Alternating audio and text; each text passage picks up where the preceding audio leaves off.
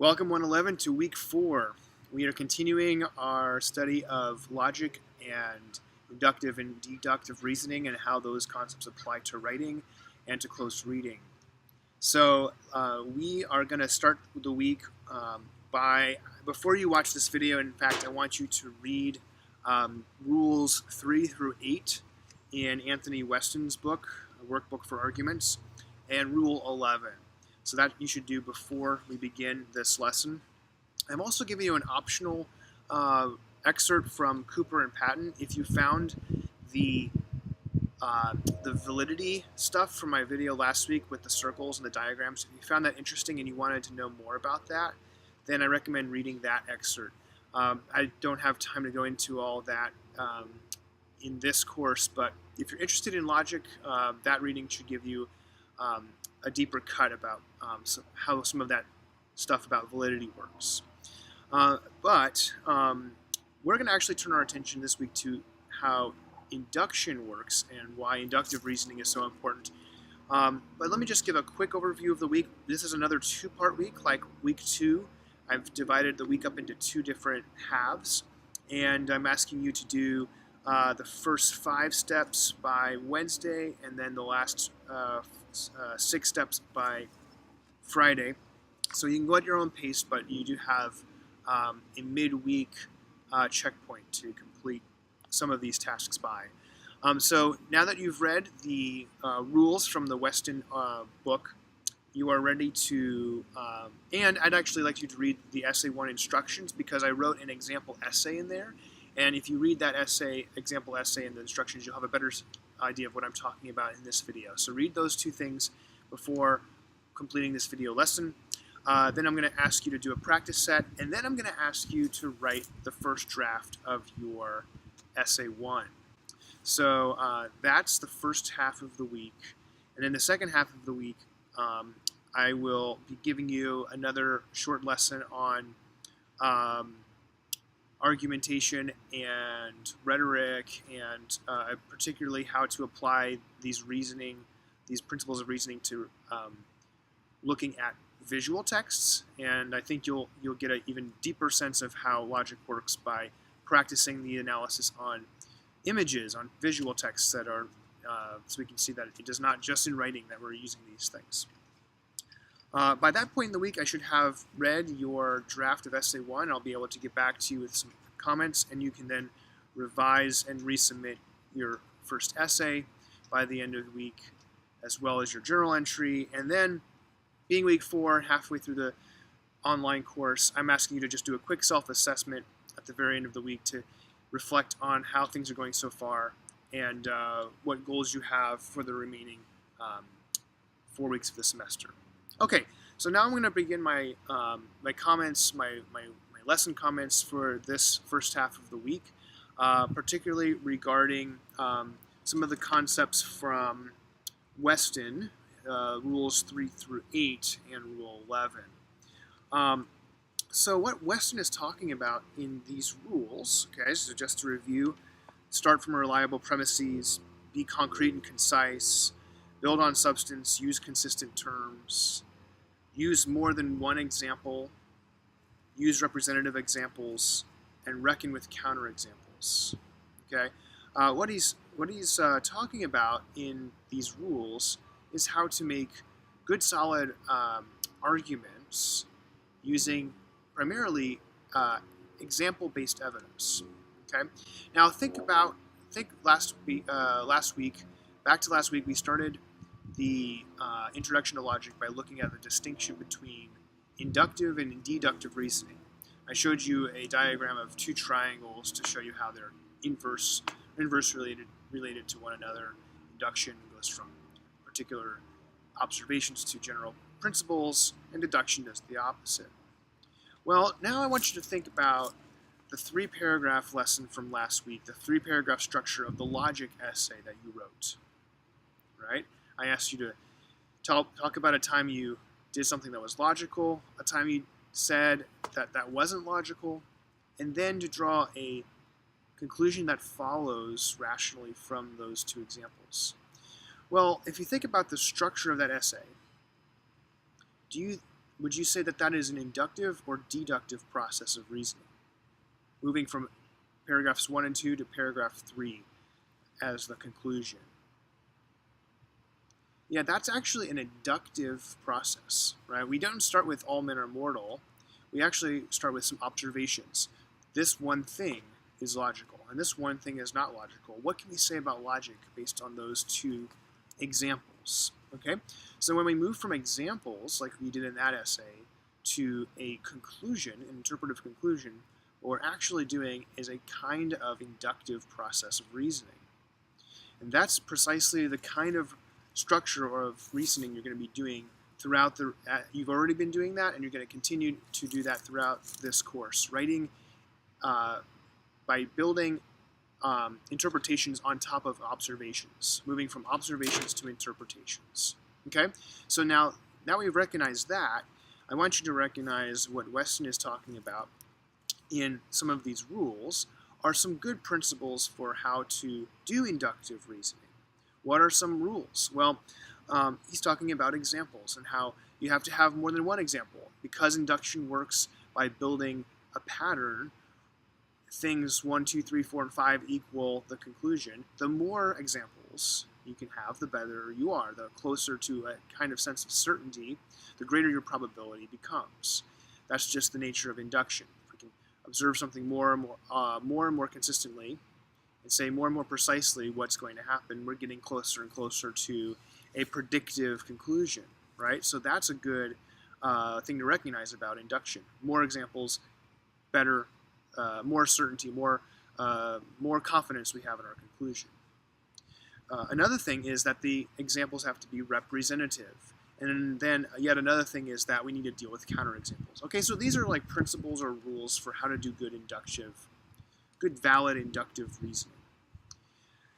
But those rules speak for themselves, and you can see what he's getting at. But I want you to recognize, and I think you may have already detected, that this is not exactly equivalent to writing about a text, right? You have, in your homework for this course, you have to write about specific observations you're making about a short piece of writing. Well, how can you do lots of counterexamples and relevant or representative counterexamples? How can you do that in a text? What does it mean there, right? What I'm talking about here is that there's a distinction between doing inductive reasoning in the world, in general reality, in our experience, and doing inductive reasoning in a closed or contained space that we call the text. And I've been using this word, the text, this entire course to refer primarily to written texts, but also to other things like images and any kind of man-made object. I couldn't really use the word text. What I really mean by that, or the reason I use that term, and other people in composition and in media studies use that word, is because it's simply a way of demarcating or marking off a thing that somebody's made from the rest of the world and saying this needs to be looked at on its own terms. This is separate from it. There's an intentional distinction being made between everything else around it and this thing. This is a thing we're creating. All that's simply to say a text is a little world unto itself. On purpose, it's meant to hold the rest of the world off. It can't interact with it. Obviously, it's using things from the world.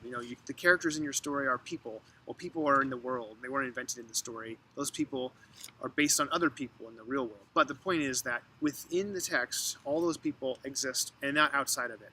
There's a real world unto itself inside the text. So when we talk about induction and representative populations, we're talking about what is the population that you're studying. What is the boundaries of what your inductive process is applying to? If you're trying to study a disease, you want to know how does this disease function in human beings, and that's probably a universal process. What is going on in human genetics? I have to study lots of different people get a randomized sample and a representative sample to start to make my hypotheses, because I actually want to know in the real world what this disease is doing in people's bodies, right? But what if your experiment, what if you're studying a text? What does it mean to have a representative sample when your subject matter is a story or a piece of writing or an image or a piece of art? Well, it's just the same thing. You're just drawing the boundaries very differently. You're drawing it around the stuff that you're drawing it around the text. Whatever is in the text counts as the world that you need to be representative within. So, for instance, if you say, wow, all the characters in this story by, let's say, Ernest Hemingway, all the characters in this story are men. Well, how do you prove that that's the case? All you have to do is go down the list of all the characters, go through the book, find all the characters, find evidence that they're men, they're male characters, not female characters, and then you've proven your hypothesis, because you've shown representative examples within that context, within the text, right? So that's the first thing to recognize, is that Weston is talking about how to do inductive reasoning in the world. Now we're going to tweak that. We're going to pivot and apply that to how to do inductive reasoning in very small worlds that we call texts. Okay? So as long as you have, for instance, you need to have multiple examples. That's rule number 7. Have more than one example. Well, that just means that when you notice something in a text, you need to be able to say where you're seeing it. And the more examples you can offer of where you're seeing it, the stronger your observation gets. Okay? So let's take a look at that. Here's an example. I wrote this sample essay as an example of what you'll be doing in essay 1.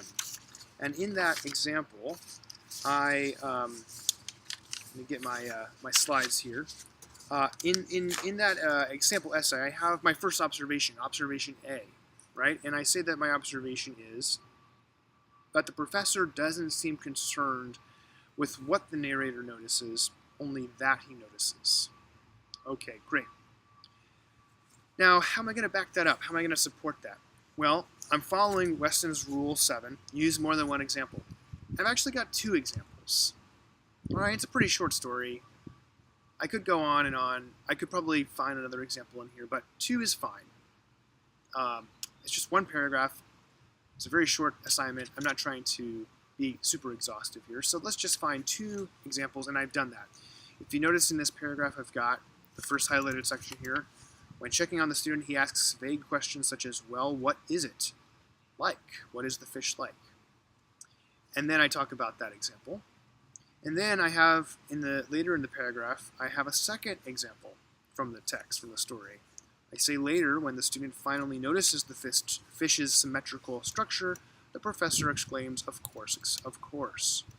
So there's 2 different moments in the story, 2 different examples that back up my observation that at the beginning of the paragraph, like I said, the professor doesn't seem concerned with the what, but only the how.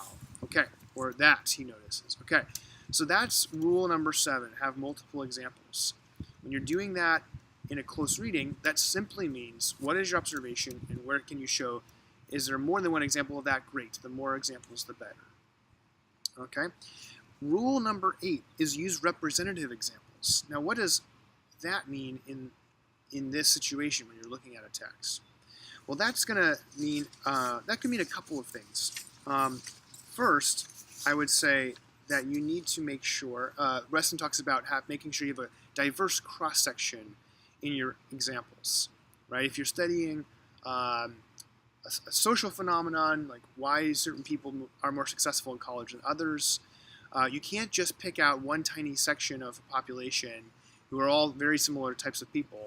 You have to have you have to cut across what he calls a cross-section, an accurate cross-section of the population. Here's the bell tower. So what does that look like if you're studying a text? Well, that's simply going to mean that you need to make sure that what you're talking about, that you're pulling examples whenever possible from a a diverse range of the thing you're talking about. For example, if you're talking about a character and you say that this character is grumpy, all right, wow, character X, Tom, is grumpy, some imaginary story, right? Well, you aren't going to, if you just focus on one scene where he's grumpy, then it's not as strong of a claim as if you show that he's grumpy across multiple parts of the story, multiple scenes, multiple phases of his life, or multiple different kinds of situations. This is actually like in the real world too, right? If I say, wow, my roommate Bob is a grumpy guy, it doesn't really seem very strong if I just say he's just grumpy when he's in his dorm. It's stronger if I say he's grumpy in the dorm, in the Canyon Commons, and in classes, right? So the more of a cross-section you can get in your examples, the more representative they'll be, and the stronger they'll be, right? The other thing about having representative examples is that you need to make sure that the examples are relevant, all right? They have to be relevant. You can't prove something about vegetables by using oranges, because oranges aren't vegetables. They have to belong to the group of the things that you're trying to discuss, right? They have to be representative of the thing that you're saying they represent. Now that sounds easy and obvious, but it's not as easy or explicit often in the way people write as it ought to be. So let's take a look back at my example essay paragraph and see what I'm talking about. So I said I had two examples in there, right? So look at my first example. I say my first example, right? When checking on the student, he asks vague questions such as, well, what is it? What is the fish like? And then I have an explanation. And what I'm saying in that explanation is simply that this connects with my observation. Remember, my observation above at the top there was the professor doesn't seem concerned, right? So how is my example, well, what is it like? How is that actually representing that, right? So I need to explain that, and I do that in the next sentence or two that I write. I said this type of discussion is not what one expects from a scientist. Scientific observation is typically about precision, measurement, and testing hypotheses, but Professor Aziz's question requires an answer that is imprecise, unquantifiable, and can't be tested. All right? So if you don't see the connection between my example and the observation, that explanation tries to spell out for you why that is an example of that thing, why my example is an example, right? So that quality is called the relevancy of an example. That is very important, and it actually is worth, whenever possible, spelling that out right underneath where you give the example, very similar to what I just did here. Okay, so then the last rule that Weston talks about is counterexamples, and he simply is saying, after you have a hypothesis, you're creating this inductive, you're using this inductive process to make an argument or to make a claim about something. You try to look for counterexamples to see if there are any cases in which your hypothesis is wrong, and then modify or revise your hypothesis so that it's more accurate. Okay? Now, how does that apply to doing close readings? Well, this could simply be a matter of checking to see and perhaps addressing any places in the text that might seem like it contradicts your hypothesis, right? So let's say, for instance, let's take my example again, right? I say in this paragraph, professor doesn't seem concerned with what the narrator notices, only that he notices. That was my observation. Well, I give my two examples, but then I could go back through the story and ask, well, are there any things that could be counterexamples of that? Is there any evidence to the contrary? Does he actually seem to care anywhere about what the speaker notices about the fish, and not just that he notices? Well, in fact, there is one possible place, and that's where the professor says this: you haven't even seen one of the most conspicuous features of the animal, which is plainly before your eyes as the fish itself, he says. Right? So there, he actually does seem to be, right? He seems to be focusing on a very He's looking for something specific. He's not just saying anything goes. I just want you to look at it. He's saying, no, there's something you're missing. So that's a counterexample of my claim. So what I could do there is I can either modify my claim and use one of the many qualifier types of phrases that we have in English. We can say something like, most of the time, he doesn't seem like he cares. The way I currently wrote it was, the professor doesn't seem concerned with what the narrator notices. Well, I could change that to be somewhat qualified or hedged, right? The professor most of the time doesn't seem. Or I could narrow down my claim to be more reflective of what's going on consistently if I figure out what's different about those exceptions, those counterexamples, right? Now, in my sample essay, I actually found that counterexample, that statement by the professor, to be so interesting that it became my whole second observation, my observation B. And so dealing with the counterexample just became my next observation. And I had to reason through that process as I was trying to think about what I was concluding in my interpretation about these parts of the story. All right, so those are the three key rules from the Western reading that I want you to recognize in a very specific way, in a slightly modified way, apply to close reading. All right, so just to review multiple examples. So give multiple examples of observations you're making in the reading. Representative examples show how the examples that you picked out are an accurate cross-section of the thing you're discussing, and how they are relevant, how they're actually representing that thing. All right? And then finally, consider if you need to address any counterexamples to modify or extend your observation in some way. All right, so those are the three rules. And with that, I'm going to wrap up this lesson, and I'm going to ask you now to go and do the practice set, which is based on the Western readings and this lesson. So in the practice set, I'm just going to ask you to do a couple of these things in a very isolated way. And then, in fact, as you have already probably seen, Essay 1 very much is focused on this process. I'm asking you to write a very short essay that looks a lot like the 3-paragraph inductive structure that we used last week in the logic essay. You're going to have a summary of the text you're writing about, 2 observations, and then a conclusion that logically follows. And within those observations, you can practice these principles of inductive close reading, multiple examples, representative examples, and if you need to, deal with counterexamples. That's only if there's something really that's sticking out that doesn't seem to fit into your pattern, doesn't fit into your observation, you may want to address it. Okay? All right, I think that's mostly what I want to say about this for now. When you have completed the practice set and written a draft of Essay 1 and submitted it, you're free to move on to the second half of the lesson elements this week. And so I will be